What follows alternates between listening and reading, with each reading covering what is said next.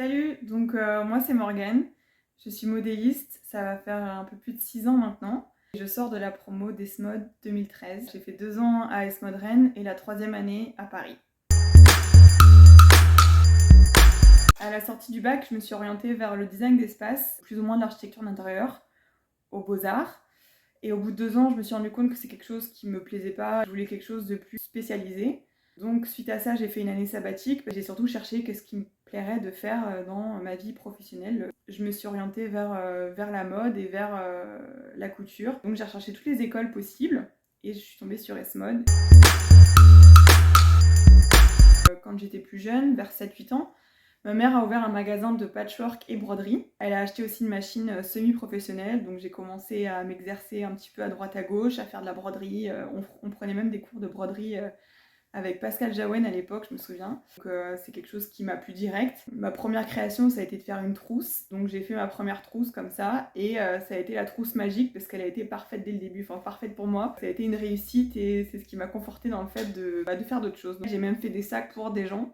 C'était maladroit, c'était très artisanal, mais voilà, j'étais trop contente de faire des choses par moi-même, de mes propres mains et uniques.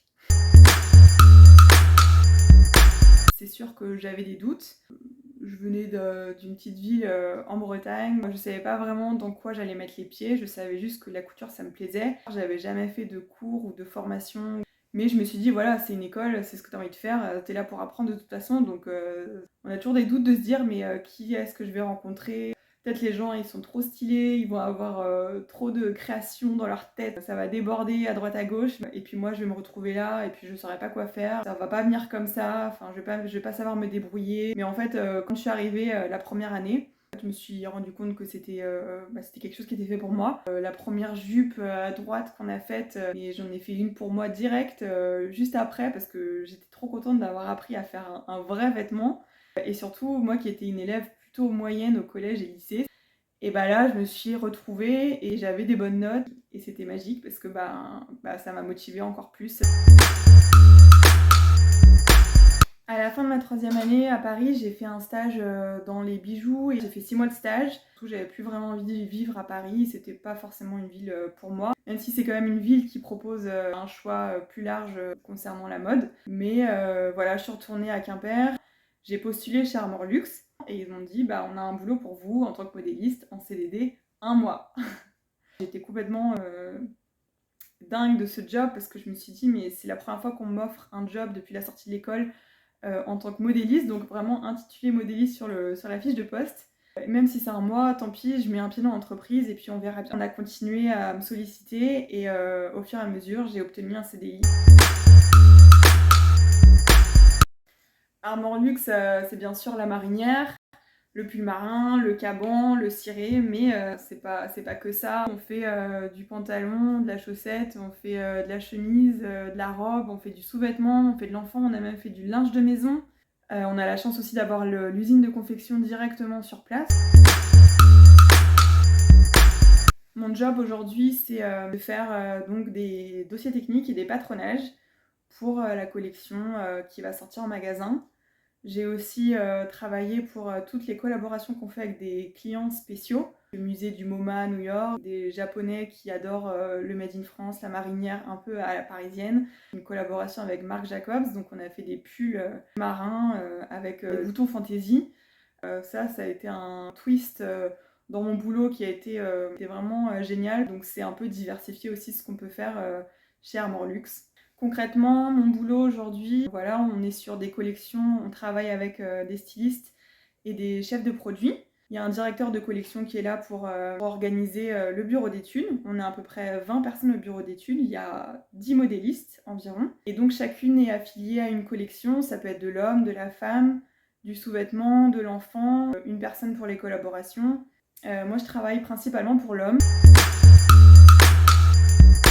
Échanger avec la chef de produit et le styliste autour d'un croquis, donc pour la nouvelle collection. On travaille 1 an à l'avance, donc moi je reçois un croquis, on me donne la matière, on me donne les fournitures. Je suis là pour créer le dossier technique, donc c'est-à-dire faire les détails des coutures, gamme de montage mais de manière sommaire. Je fais un tableau de mesure, je fais le patronage, je fais la gradation de taille. On fait faire les prototypes dans l'atelier de prototypage, on corrige les prototypes, qui normalement est dans les bons tissus, les bonnes fournitures, tout est conforme, donc c'est là qu'on va voir si le produit est cohérent. Et de là, on va pouvoir vraiment finaliser le dossier de production, qui va ensuite partir se faire fabriquer pour ensuite aller dans nos magasins. Je m'intéressais vraiment à tout, toutes les formes de l'art possible, le cinéma, les arts plastiques, les loisirs créatifs, les gens dans la rue, comment ils s'habillent, et puis s'intéresser aussi à l'histoire de la mode, je trouve que c'est hyper important.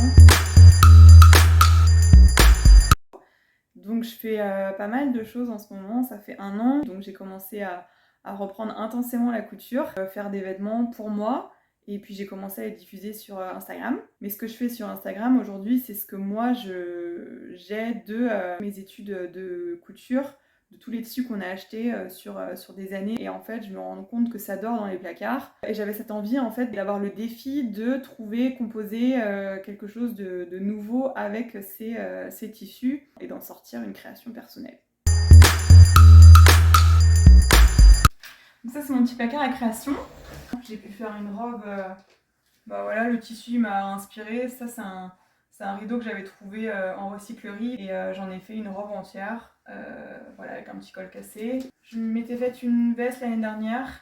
Ça, c'était plus pour aller à un mariage. Donc voilà, ça, c'est un tissu d'ameublement. Petite robe pour l'été. Petite chemise en viscose de lin, donc très souple. Et une des pièces maîtresses qui m'a pris pas mal de temps, c'est cette veste qui est en fait avec une vareuse, un jean, un deuxième jean, et voilà, recomposé avec tout ce qui me restait comme chute de tissu et je suis plutôt contente. Bah là aujourd'hui je porte une autre de mes créations, des dernières créations, c'est une veste cache-cœur en dénime. Voilà, donc pareil, c'est du tissu de fin de stock, récupéré avec un cordon qui s'associe bien avec un petit biais que j'ai fait avec un tissu récupéré aussi de fond de placard. Donc c'est tout la satisfaction de pouvoir porter des vêtements faits par soi-même.